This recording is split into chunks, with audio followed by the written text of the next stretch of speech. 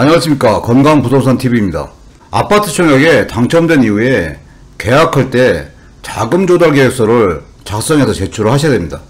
자금조달계획서를 처음 작성해봐서 어려움을 겪는 분들이 있어서 아파트 청약 당첨 후에 자금조달계획서를 어떤 식으로 작성하는지 그 방법에 대해서 한번 살펴보는 시간을 갖겠습니다. 현재 규제지역 내에서 주택을 거래하는 경우에는 자금조달계획서랑 증빙자료 제출이 의무화가 됐습니다. 자금조달계획서 같은 경우 규제지역 내에서는 금액과 상관없이 모든 거래가 자금조달계획서를 제출해야 되고, 투기과열지구 같은 경우는 증빙자료까지 모든 거래에 제출을 하셔야 됩니다.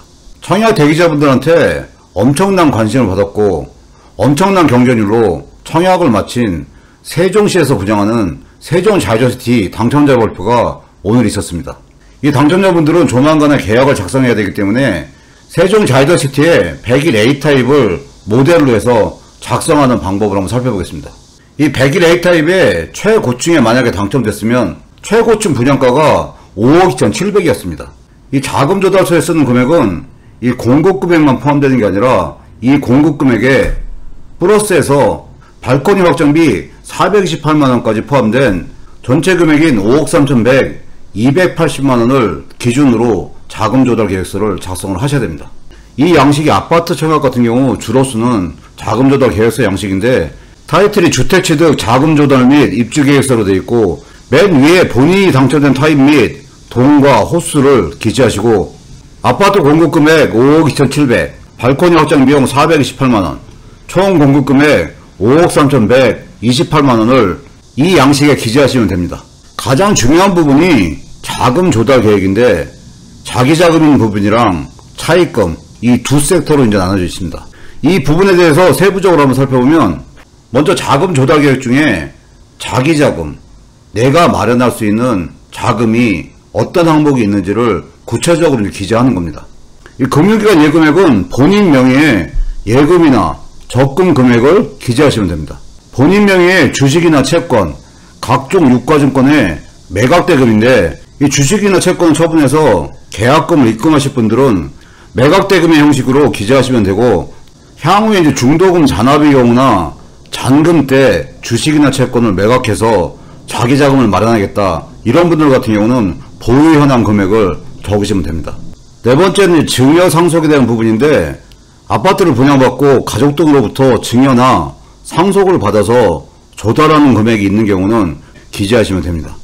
배우자로부터 증여를 받는 경우에는 부분란에 체크를 하시면 되고, 아버님이나 어머님으로부터 증여를 받는 경우는 직계정비석에 체크를 하시면 되고, 그 밖에 이제 형제나 자매, 사촌이나 지인 등 경우에는 여기에 체크하시고 그 관계를 기록하시면 됩니다.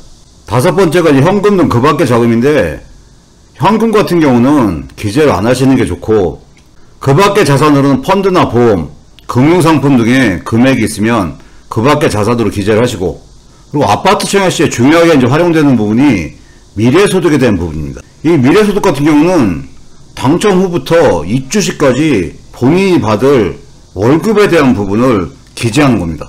일반적으로 입주 시까지 3년 정도 시간이 필요하기 때문에 본인 연봉이 7천만 원인 경우 3년 동안 받을 총 연봉이 한 2억 1천 정도 되는 거고, 본인이 3년 동안 받을 미래의 연봉소득 중에서 생활비를 제외한 나머지 금액, 일반적으로 총 연봉의 60에서 70% 정도 금액을 그 밖의 자산인 미래소득으로 기재를 하시면 됩니다. 그리고 여섯 번째가 부동산 이제 처분대금인데, 본인이 소유하고 있는 다른 부동산에 처분대금이 있는 경우이거나 현재 거주 중인 전세보증금이 있는 경우 이 부동산 처분대금란에 기재를 하시면 됩니다.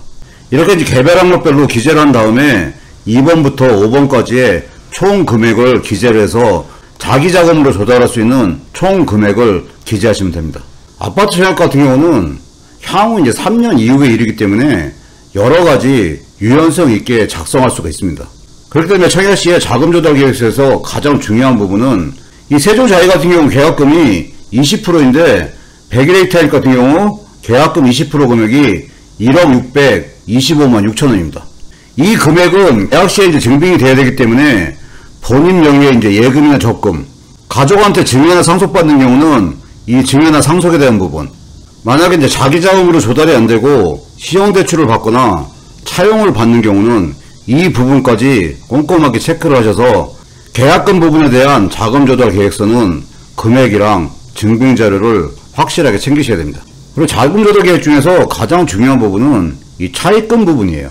금융기관에서 대출을 얼만큼 받을 건지 그 금액을 이제 나열을 하는 건데, 이 금융기관 대출액을 기재할 때 좀 유의하셔야 될 부분이 중도금 대출만 받고 잔금 대출을 받을 필요가 없는 분들 같은 경우는 그 밖에 대출란에 중도금 금액을 기재하시고 대출 종류에 중도금 집단 대출을 기재하시면 됩니다. 근데 입주 후에 잔금 대출을 받은 후에 중도금 대출을 상환하겠다 그러시는 분들 같은 경우는 중도금 대출을 별도로 표시하지 마시고 주택담보대출란에 잔금 대출을 받을 그 금액을 기재하시면 됩니다. 그리고 신용대출을 받으실 분들 같은 경우는 마이너스 통장 금액을 포함해서 신용대출 금액을 기재하시면 됩니다. 그리고 9번에 있는 임대보증금 항목은 입주 후에 본인이 실거주를 안하고 전세를 놓는 경우에, 즉 입주 후에 임대를 놓는 경우에 그 실행금액을 기재하는 날입니다.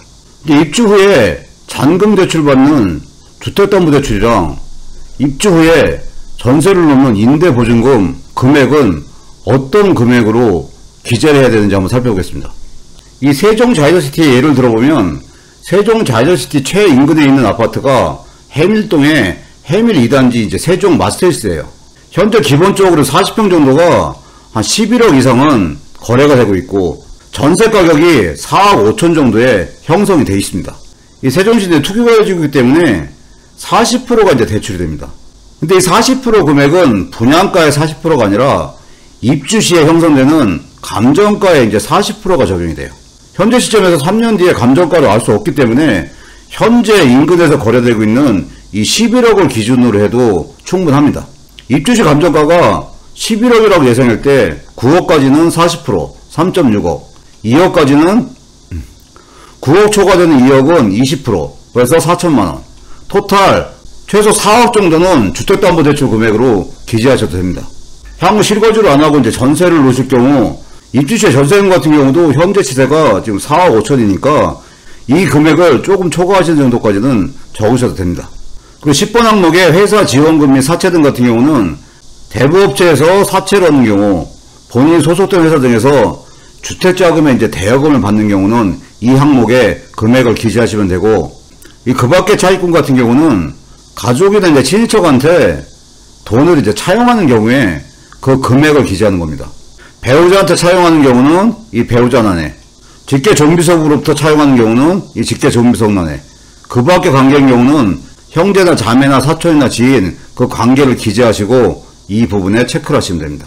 이렇게 기재한 금액의 총 합계액을 이 난에 기재하시면 됩니다. 이렇게 기재를 해서 자기자금 총 금액이랑 차입금의 총 금액을 합쳐서 총 금액이 나오게끔 작성을 하시면 됩니다.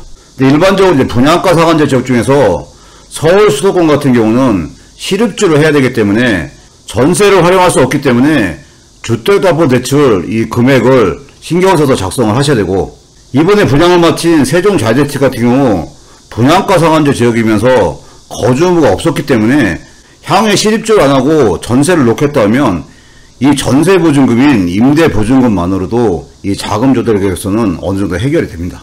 이렇게 자금조달 계획에 대한 금액을 다 기재를 하시면 이 조달한 자금의 지급 방식은 이제 기재하셔야 되는데 총 거래 금액을 기재를 하시고, 대부분은 계좌이체를 활용하기 때문에 총 거래 금액과 동일한 금액을 계좌이체 등 금액에 기재를 하시면 됩니다.